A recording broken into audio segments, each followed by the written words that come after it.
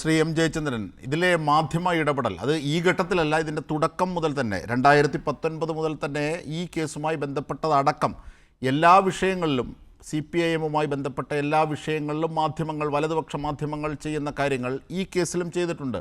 അതിൻ്റെ ഏറ്റവും പുതിയ ഒരു കൾമിനേഷനാണ്, ഒരു പരിണാമമാണ് നമ്മൾ കഴിഞ്ഞ ദിവസം കണ്ടതും. മുഹമ്മദ് റിയാസ് അടക്കമുള്ളവർ വിമർശിച്ചു. ഇന്ന് പ്രതിപക്ഷ നേതാവ് അക്കമിട്ട് നിരത്തി, വസ്തുതകൾ നിരത്തിക്കൊണ്ട് മാധ്യമങ്ങളുടെ കള്ളത്തരങ്ങളെ പൊളിച്ചു വീഴ്ത്തിയതും. ഇങ്ങനെ ഒരു ഘട്ടത്തിൽ മാധ്യമ ഇടപെടൽ അത് സുപ്രധാനമായും അടയാളപ്പെടുത്തേണ്ടത് ഇന്നോ ഇന്നലെ തുടങ്ങിയതല്ല, അത് ഇപ്പോഴും നിർബാധം തുടരുന്നു. ഒരു വാർത്ത സൃഷ്ടിക്കുക, പ്രകമ്പനം ഉണ്ടാക്കുക, അല്ലെങ്കിൽ ആരുടെയൊക്കെയോ മുഖത്ത് കരിവാരി തേക്കുക, പിന്നീട് അതിൻ്റെ വസ്തുത എന്താണെന്ന് പോലും തിരിച്ചു പരിശോധിക്കാതെ ജനങ്ങളുടെ മനസ്സിൽ ആ കരി മാത്രം നിർത്തിയിട്ട് കടന്നു പോവുക, ഇത് ഏറെ നാളായി ചെയ്യുന്നതാണ് മാധ്യമങ്ങൾ. അത് ഇവിടെയും തുടരുന്നു, പ്രത്യേകിച്ച് CPIMനെതിരെ, പിണറായി വിജയനെതിരെ. നമുക്കറിയാം, വീണയ്ക്കെതിരെയോ ഒന്നുമല്ല, ഇത് പിണറായി വിജയനെയും മുഹമ്മദ് റിയാസിനെയും അടക്കം CPIMനെ ആക്രമിക്കാനൊരു ആയുധമാവുകയാണ് ED. ഇവിടെ മൗനം പാലിക്കുന്ന കോൺഗ്രസും. അതെ അജിംഷാദെ, ഇത് തെറ്റാണ് എന്ന് താങ്കൾ പറയുന്നുണ്ടല്ലോ, ഈ തെറ്റായ പ്രവണത എന്ന് പറയുന്നുണ്ടല്ലോ. അതിനെ ശരി കൊണ്ട് പ്രതിരോധിക്കല്ലാതെ മറ്റ് ഈ എളുപ്പ വഴികൾ യാതൊന്നും തന്നെ ഇല്ല. അതാണ് ഏറ്റവും പ്രധാനമായി തിരിച്ചറിയുക എന്നുള്ളത്. ഇതിനെ ശരികളാൽ പ്രതിരോധിക്കുക എന്നുള്ളത് എത്രത്തോളം CPIMന് നടത്താൻ കഴിയുന്നുണ്ട് എന്നുള്ളത് തന്നെയാണ് ചോദ്യം.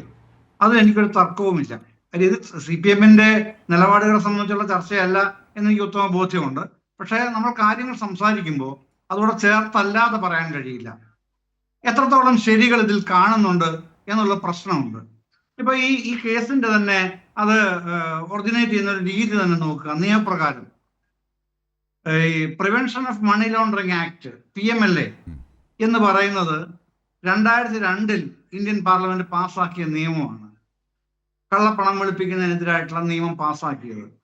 അതിൽ സെക്ഷൻ 3 ആണ് ഈ PMLAയുടെ വകുപ്പെന്ന് പറയുന്നത്. ഈ ഒഫൻസുകൾ എസ്റ്റാബ്ലിഷ് ചെയ്യുന്നതിനുള്ള വകുപ്പ് സെക്ഷൻ 3 ആണ് PMLA ആക്ടിലെ 2002. അതില് ആദ്യം തന്നെ പിന്നെ ഒരു ഷെഡ്യൂൾ ഒഫൻസ് ഉണ്ടാവണം. ആ ഷെഡ്യൂൾ ഒഫൻസിൽ നിന്ന് പ്രൊസീഡ്സ് ഓഫ് ക്രൈം ഉണ്ടാവണം. അതിൽ നിന്ന് ആ പറയുന്ന തുക, പണം, അതുമായി ബന്ധപ്പെട്ട് ഇതങ്ങനെയൊക്കെ സഞ്ചരിച്ച റൂട്ട്, അതിൻ്റെ അകത്ത് ബന്ധപ്പെട്ടവരുടെ ഇടപെടലുകൾ എങ്ങനെയായിരുന്നു, ഇതൊക്കെ പ്രൂവ് ചെയ്യാൻ കഴിയണം. ഇതങ്ങനെയാണ് പറയേണ്ടത്. ഈ ചെയിൻ ഓഫ് ആക്ഷൻസ് പിന്നെ അട്രാക്ട് ചെയ്യണമെങ്കിൽ ആ നിയമത്തിൽ തന്നെ പറയുകയാണ്, ഇത്തരത്തിലുള്ള നടപടികളിലൂടെ മാത്രമേ ഈ മണി ലോണ്ടറിങ്ങിന്റെ ചെയിൻ ഓഫ് ആക്ഷൻസ് ഒറിജിനേറ്റ് ചെയ്യാൻ കഴിയൂ എന്ന നിയമം തന്നെ പറയുകയാണ് ആ ഒരു ഭാഗത്ത്. മറുഭാഗത്ത് PMLA നിയമപ്രകാരം പ്രതിയാക്കപ്പെടുന്ന ഒരാൾ, അതാരുമായിക്കോട്ടെ, ആ ആളുടെ ബാധ്യതയാണ് താൻ തെറ്റ് ചെയ്തിട്ടില്ല തെളിയിക്കേണ്ടത്. മറ്റു നിയമങ്ങളിൽ അങ്ങനെയല്ല, മറ്റു കുറ്റകൃത്യങ്ങളിലും അങ്ങനെയല്ല. അത് അയാളുടെ ബാധ്യതയാണ്. അപ്പൊ ഇതിനെ കാറ്റഗറൈസ് ചെയ്യാണ് മാധ്യമങ്ങൾ ചെയ്യുന്നത്. ഇത് പിന്നെ പിണറായി വിജയന്റെ പ്രശ്നമല്ല, CPIMന്റെ പ്രശ്നമല്ല, റിയാസിന്റെ പ്രശ്നമല്ല, പാർട്ടി മെമ്പർഷിപ്പ് ഇല്ലാത്ത DYFIയിലെ SFIയിലെ മഹിളാ അസോസിയേഷനിലോ ഒന്നും മെമ്പർഷിപ്പ് ഇല്ലാത്ത വീണ എന്ന അദ്ദേഹത്തിന്റെ മകളുടെ മാത്രം പ്രശ്നമാണ് എന്ന് കാറ്റഗറൈസ് ചെയ്ത് ഒരു പ്രത്യേക ബ്ലോക്ക് ആക്കി മാറ്റാനാണ് ശ്രമിക്കുന്നത്. പക്ഷെ അങ്ങനെയാണോ? നമ്മളിവിടെ പറയുമ്പോൾ എത്രയോ ചതിക്കുഴികളിലൂടെ പിന്നെ വലിഞ്ഞു വീഴ്ത്താൻ എതിരാളികൾ, രാഷ്ട്രീയ എതിരാളികൾ തന്നെ വ്യഗ്രതപ്പെട്ട് അൺഡ്യൂ ഹേസ് എന്ന് പറയാവുന്ന തന്നെ നടപടികൾ ഉണ്ടായിട്ടില്ലേ ഈ നാട്ടിൽ, നമ്മുടെ മുമ്പിൽ, കൺമുന്നിൽ? ഒറ്റ ഉദാഹരണം മാത്രം ഞാൻ സൂചിപ്പിക്കാൻ ആഗ്രഹിക്കുന്നുള്ളൂ. ഈ സമയം ഇത് ഒരുപാട് എടുക്കാൻ വയ്യാത്തതുകൊണ്ട്. 2006 മാർച്ച് 1 ഉമ്മൻചാണ്ടി മന്ത്രിസഭയുടെ അവസാനത്തെ ക്യാബിനറ്റ്. ഈ ക്യാബിനറ്റിലാണ് ലാവ്ലിൻ കേസ് CBIക്ക് വിടാൻ തീരുമാനിക്കുന്നത് ഉമ്മൻചാണ്ടി മന്ത്രിസഭ. ഒരു പരാതിയും കിട്ടിയിട്ടല്ല കേട്ടോ ആരുടെയും. മന്ത്രിസഭ എങ്ങനെ പൊളിറ്റിക്കലി തീരുമാനിക്കുകയാണ്. CBIക്ക് വിടുന്നു. CBIക്ക് വിട്ടിട്ട് ആ കേസ് പ്രത്യേക സ്പെഷ്യൽ കോർട്ട് വരെ ഉണ്ടാക്കി. CBIക്ക് തിരുവനന്തപുരത്ത് പ്രത്യേക കോടതി ഉണ്ടാക്കി. ആ പ്രത്യേക കോടതിയിലാണ് വിചാരണ നടക്കുന്നത്. എന്നിട്ട് 2013 നവംബർ 5 പിണറായി വിജയൻ ആ കേസിൽ നിന്നേ ഒഴിവാക്കി. CBI പ്രത്യേക കോടതി വിധി പറയുമ്പോൾ ആ കേസിൽ അദ്ദേഹം കുറ്റക്കാരൻ അല്ല എന്നത് മാത്രമല്ല, ആ കേസിൽ അദ്ദേഹത്തെ പെടുത്തിയത് തന്നെ തെറ്റാണ് എന്ന് പറഞ്ഞ് അദ്ദേഹം പരിപൂർണമായിട്ട് ഒഴിവാക്കുകയാണ് ചെയ്തത് 2013 നവംബർ 5. അപ്പോ അന്ന് ഇവിടുത്തെ BJPക്കാര് മുറവിളി കൂട്ടിയത് അത് CPM-ഉം കോൺഗ്രസും തമ്മിലുള്ള ധാരണയായിരുന്നു. കാരണം എന്താ, UPA ഗവൺമെന്റ് അന്ന് കേന്ദ്രം ഭരിക്കുന്നത്. അപ്പോ കോൺഗ്രസും CPM-ഉം തമ്മിലുള്ള ധാരണയായിരുന്നു അത് എന്ന് പറഞ്ഞിട്ടാണ്. അത് കഴിഞ്ഞ് ഇവര് CBI ഹൈക്കോടതിയിൽ പോകുന്നു. ഹൈക്കോടതി 2017 കൈക്കലില്ലാതെ വലിച്ചെറിഞ്ഞു. അത് കഴിഞ്ഞ് പിന്നെ മോഹൻ രക്ഷിക്കാൻ വേണ്ടി CBI സുപ്രീം കോടതിയിൽ പോയി. സുപ്രീം കോടതിയിൽ പോയപ്പോ ഇപ്പൊ 42ഓ 43 തവണയായി എന്തെങ്കിലും ഒരു കോറാബറേറ്റിംഗ് എവിഡൻസ് ആയിട്ട് ചെന്നല്ലാതെ സുപ്രീം കോടതി പോലൊരു ഏറ്റവും മഹത്തായ സ്ഥാപനത്തിന് പടിപറങ്ങാൻ കഴിയില്ലല്ലോ. അപ്പൊ ഓരോ തവണയും CBI അവധിക്ക് വെക്കുകയാണ്. അതിനെ കുറ്റമാർക്കാണ് ഇപ്പോ? BJP-ക്കാരല്ല, ഇപ്പൊ കോൺഗ്രസ്സുകാരാണ് പറഞ്ഞു നടക്കുന്നത്. ഇപ്പൊ എന്താ പറയുന്നത്? BJP-യും CPM-ഉം തമ്മിലുള്ള ധാരണയാണ് അത്ര ഇതിന്റെ ഭാഗം. നേരത്തെ ഇതേ BJP-ക്കാർ പറഞ്ഞു കോൺഗ്രസും പിണറായിയും തമ്മിലുള്ള ധാരണയാണ് ഈ കേസ് അങ്ങനെ ആയിത്തീർന്നത്. ഇപ്പൊ നേരെ തിരിച്ചു.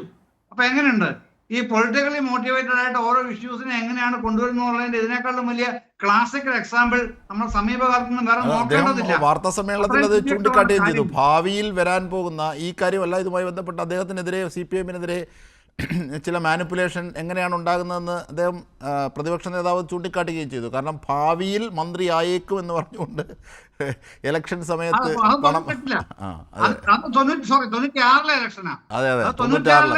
നിൽക്കുമ്പോഴാണ് 2 കോടി രൂപ കൊണ്ട് കൊടുത്തിട്ട് ഭാവിയിൽ മന്ത്രി ആയേക്കും എന്ന് പറഞ്ഞാൽ കൊടുത്തിട്ടുണ്ടെന്ന് പറയുന്നത്. അതുപോലെ അല്ല, അതിനേക്കാളും അതീവ ഗുരുതരമാണല്ലോ CBI കേസ് എന്നൊക്കെ പറയുന്നത്. അപ്പൊ ഇപ്പോഴും അങ്ങനെയല്ലേ? 2015 മുൻകൂട്ടി കാണുകയാണ് വീണയും കൂട്ടരും. അതായത് 2019 പ്രളയമുണ്ടാകും, അതിനുശേഷം മണ്ണ് വന്നടിയും, അത് ഈ കമ്പനിക്ക് അത് വാരാൻ കൊടുക്കും എന്നൊക്കെ എന്തൊക്കെ കഥകളാണ്. അത് ഇനി മറ്റൊരു കാര്യം കൂടെ ഇതുമായിട്ട് ബന്ധപ്പെട്ട് പറയാനുണ്ട്. ഇപ്പം നിലവിൽ നടക്കുന്ന ഈ എക്സാലോജിക്, ഇത് 27/5-നാണല്ലോ ഇവര് പിണറായി സാഹു താമസിക്കുന്ന തിരുവനന്തപുരത്തെ വീട്ടിൽ ചെല്ലുന്നത്. ആദ്യത്തെ റൈഡ്. ഇപ്പൊ പറയുന്നത് സെർച്ച് എന്നാ പറയുന്നത്. ഏതാ, മെയ് 27 ഞങ്ങൾ സെർച്ച് ചെയ്തു. അന്ന് പറഞ്ഞത് എന്താണെന്നറിയാമോ? റെയ്ഡ് ഇതായിരുന്നു പറഞ്ഞത്. ഇപ്പൊ അത് സെർച്ചായി മാറി. ഇരിക്കട്ടെ. അപ്പം അന്ന് വീണയോട് ചോദിച്ച കാര്യങ്ങൾക്കെല്ലാം അവർ കൃത്യമായി മറുപടി പറയുകയും അത് രേഖപ്പെടുത്തുകയും ചെയ്തു. ED എന്താണ് അവർ കൊടുത്തത്? മറുപടിയല്ല, ഏതൊക്കെ ഇനങ്ങളാണ് അത് ഞാനൊന്ന് പറയാം ഇവിടെ. ആ മെയ് 27, 2026 ED വീണയോട് ചോദിച്ച വിവരങ്ങൾ എന്തൊക്കെയാണെന്നുള്ളത്. അത് പിന്നെ AMC കരാർ യഥാർത്ഥമായിരുന്നു ആദ്യത്തെ ചോദ്യം. മറുപടി കൊടുത്തു. അതിന് തെളിവ് എന്താണ്? മറുപടി കൊടുത്തു. ഏത് സോഫ്റ്റ്വെയർ സർവീസസ് ആണ് ഉള്ളത്? അത് കൊടുത്തു.